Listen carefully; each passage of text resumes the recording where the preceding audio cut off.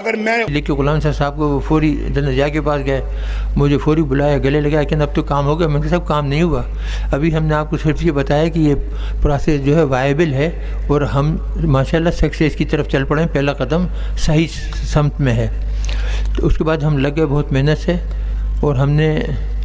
82-83 میں 95% انریچمنٹ کر لی جو بم بنانے کے لیے ضروری ہوتی ہے،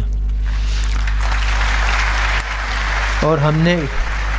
کولڈ ٹیسٹ بھی کر لیے جو کہ ہائیلی سکسیسفل تھے۔ اور میں نے دسمبر 84 میں جنرل ضیاء کو خط لکھ کر بھیج دیا کہ جی اگر آپ حکم دیں تو ہم 1 ہفتے کے نوٹس پر ایٹمی دھماکہ کر سکتے ہیں، ہم اس قابل تھے ماشاءاللہ۔ جب میں وہ خط لے کر گیا،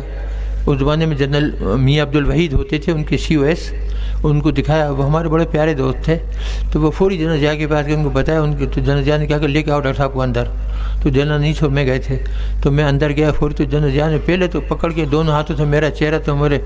پیشانی پہ پیار کیا، گالوں پہ پیار کیا، گلے لگایا، ان کا ڈاکٹر صاحب بس اب ہو گیا کام۔ اب گالی دے کے کہا کہ اب ہندو ہمارا کچھ نہیں بگاڑ سکتے۔ تو اس طریقے سے ہم کام میں لگ گئے۔ 85 میں ہم بآسانی، 84 میں بھی ہم دھماکے کر سکتے تھے، لیکن جب یہ بات ہوئی، اس کے اوپر مشورہ ہوا، تو افغان وار جاری تھی، تو صاحبزادہ یعقوب اور غلام صاحب نے کہا کہ ہماری ایڈ وغیرہ بند ہو جائے گی، اس وقت وہ جنگ میں لگے ہوئے ہیں، ہمیں مدد دے رہے ہیں، یہ وہ، تو وہ بات ٹل گئی۔ پھر 98 میں جب ہندوستان نے دھماکہ کیا تو پھر ضرورت پیش آئی۔ اب اس میں میاں صاحب بہت ٹال مٹول کر رہے تھے، اور ایسا لگ رہا تھا کہ یہ کرنے کے لیے تیار نہیں ہے، بلکہ اس سے تھوڑی سی امریکہ سے مدد مانگنے کے لیے تیار ہے کہ کچھ مدد مل جائے تو ہم نہ کریں۔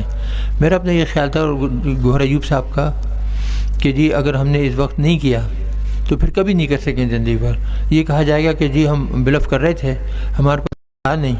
اور کوئی بھی آئے گا تو وہ انرچ یورینیم جو ہے وہ دے دے گا